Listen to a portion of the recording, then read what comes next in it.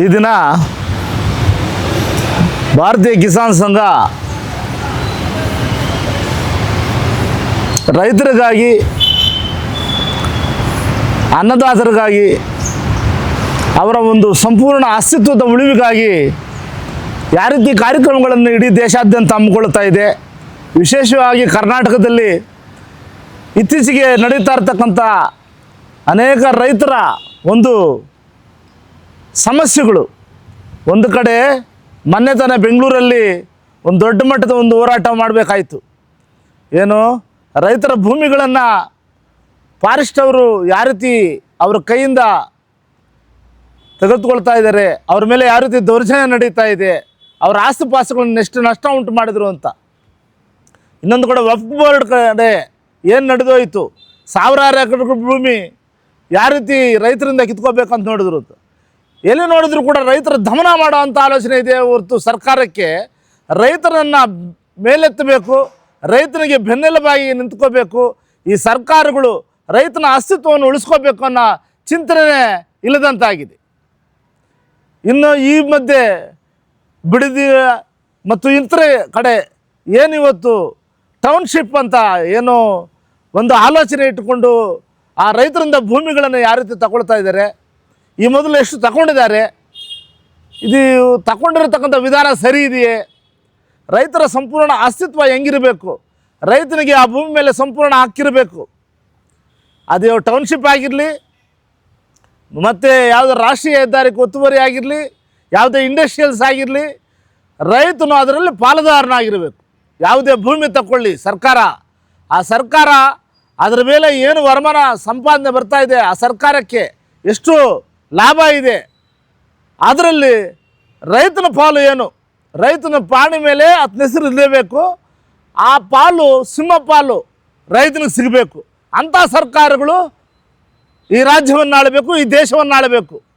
ಅದು ಬಿಟ್ಟು ರೈತನಿಂದ ಭೂಮಿಯನ್ನು ಕಬಳಿಸುವಂಥ ಒಂದು ದೊಡ್ಡ ದ್ರೋಹ ಮತ್ತು ಈ ಒಂದು ವಂಚಕರ ಬುದ್ಧಿಯಿಂದ ಈ ಸರ್ಕಾರಗಳು ಹೊರಬರಬೇಕಾಗ್ತದೆ.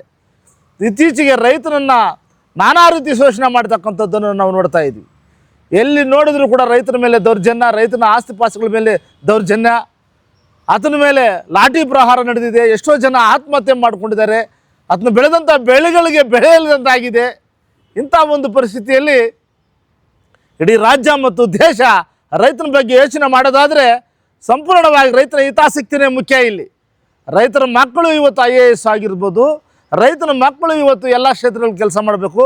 ರಾಜಕೀಯ ಕ್ಷೇತ್ರಗಳು ಕೂಡ ರೈತನ ಮುಂದೆ ನಿಂತು ಎಲ್ಲ ಮಾಡಬೇಕು. ಎಲ್ಲ ಕ್ಷೇತ್ರಗಳಲ್ಲಿ ಕೂಡ ರೈತರ ಹಿತಾಸಕ್ತಿನ ಆವರಿಸಿರಬೇಕು, ರೈತನ ಸಂಪೂರ್ಣ ಹಿತಾಸಕ್ತಿ ಇರಬೇಕು. ಈ ದೇಶದ ಹಿತಾಸಕ್ತಿ ರೈತ ಮತ್ತು ಸೈನಿಕರ ಮೇಲೆ ಆಧಾರಪಟ್ಟಿದೆ ಅನ್ನೋದನ್ನು ನಾವು ಮರಿಬಾರ್ದು. ಅದಕ್ಕಾಗಿ ದತ್ತೋಪಂತ ತೇಂಗಡಿಯವರು ಆ ಕಾಲಘಟ್ಟದಲ್ಲಿ ಇವೆಲ್ಲ ಯೋಚನೆ ಮಾಡಿ ಈ ಒಂದು ನಿರ್ಮಾಣವನ್ನು ಮಾಡಿದ್ದಾರೆ. ಇದು ಸಂಪೂರ್ಣವಾಗಿ ಮುಂದಿನ ದಿನಗಳಲ್ಲಿ ಇದನ್ನು ನಾವು ಕಾಪಾಡ್ಕೊಂಡು ಹೋಗಬೇಕು. ಯಾವುದೇ ರೈತನಿಂದ ಭೂಮಿ ಹೋಗುವಂಥ ಒಂದೇ ಒಂದು ಸಣ್ಣ ಒಂದು ಕಾನೂನು ಕೂಡ ನಾವು ಅವಕಾಶ ಕೊಡಬಾರ್ದು. ರೈತರ ಬಗ್ಗೆ ಯೋಚನೆ ಮಾಡುವಂಥ ಸರ್ಕಾರಗಳು ರೈತನ ಹಿತಾಸಕ್ತಿಯನ್ನು ಗಮನದಲ್ಲಿಟ್ಟುಕೊಂಡು ಸರ್ಕಾರಗಳು ನಡೆಸಬೇಕೇ ಹೊರತು ಇನ್ಯಾವುದೋ ಒಂದು ಯೋಚನೆ ಮಾಡಿ ಅವೆಲ್ಲ ಕೂಡ ಇನ್ನು ಮುಂದೆ ನಡೀಬಾರ್ದು. ಆ ದಿಕ್ಕಲ್ಲಿ ರೈತರೆಲ್ಲ ಕೂಡ ಒಗ್ಗಟ್ಟಾಗಿ ಹೋರಾಟ ಮಾಡಿ ತಮ್ಮ ಅಸ್ತಿತ್ವವನ್ನು ಉಳಿಸ್ಕೋಬೇಕಂತ ಈ ಸಂದರ್ಭದಲ್ಲಿ ಹೇಳೋಕ್ಕೆ ಇಷ್ಟಪಡ್ತೀನಿ. ತಾಲೂಕಿನಲ್ಲಿ ನೀವು ರೈತರು ಅಂತ ಹೇಳ್ತಿದ್ದೀರಿ. ಮುಳಬಾಗಿಲು ತಾಲೂಕಿನಲ್ಲಿ ಬೆಳೆ ವಿಮೆ ಈಗ ಒಂದು ಜಾಗೃತಿ ಮೂಡಿಸುವ ಕಾಲ ಆಗಿದೆ. ನೀವು ಯಾವ ಥರ ಪ್ರಣಾಳಿಕೆ ಮುಳಬಾಗಿಲು ತಾಲೂಕಿನಲ್ಲಿ ಸಿದ್ಧ ಮಾಡ್ಕೊಂಡ್ರೆ ಆ ರೈತನಿಗೆ ಯಾವ ರೀತಿ ಈ ವಿಮೆಗಳ ಬಗ್ಗೆ ಹಳ್ಳಿನಲ್ಲಿ ರೈತರನ್ನ ಯಾವ ರೀತಿ ಜಾಗೃತಿ ಮೂಡಿಸುವ ಕೆಲಸಗಳು ನಿಮ್ಮಿಂದ ಏನೇನು ಮಾಡ್ಬೋದು? ಈಗಾಗಲೇ ನಮ್ಮ ಹಿರಿಯರು, ರಾಜ್ಯ ನಾಯಕರು, ಜಿಲ್ಲಾ ನಾಯಕರು ಹೇಳಿದ್ದಾರೆ. ಅಲ್ಲ, ಹೇಳೋದು ಕೇಳಿ, ಪ್ರಣಾಳಿಕೆ ಹೇಳ್ತೀವಿ.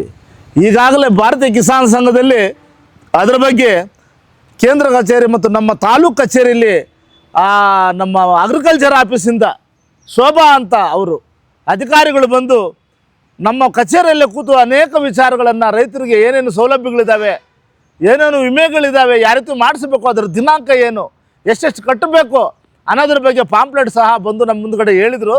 ಆ ಪಾಂಪ್ಲೆಟ್ಗಳನ್ನೆಲ್ಲ ಕೂಡ ನಾವು ಇವತ್ತಿಂದನೂ ಪ್ರತಿ ಹಳ್ಳಿಗೂ ಪ್ರತಿಯೊಬ್ಬ ರೈತನಿಗೂ ತಲುಪೋ ರೀತಿಯಲ್ಲಿ ನಾವು ಕೆಲಸ ಮಾಡಬೇಕಂತ ನಮ್ಮ ರಾಜ್ಯ ನಾಯಕರು ಶ್ರೀ ನಾರಾಯಣ ಸ್ವಾಮೀಜಿಯವರು, ಜಿಲ್ಲಾ ಅಧ್ಯಕ್ಷರಾಗಿರ್ತಕ್ಕಂಥ ರಘುನಾಥ್ ರೆಡ್ಡಿ ಅವರು, ರಾಜ್ಯ ನಮ್ಮ ಉಪಾಧ್ಯಕ್ಷರಾಗಿರ್ತಕ್ಕಂಥ ಅಪ್ಪಾಜಿಗೌಡರು ಇದರ ಬಗ್ಗೆ ಅನೇಕ ಸಲಹೆ ಸೂಚನೆಗಳು ಕೊಟ್ಟಿದ್ದಾರೆ.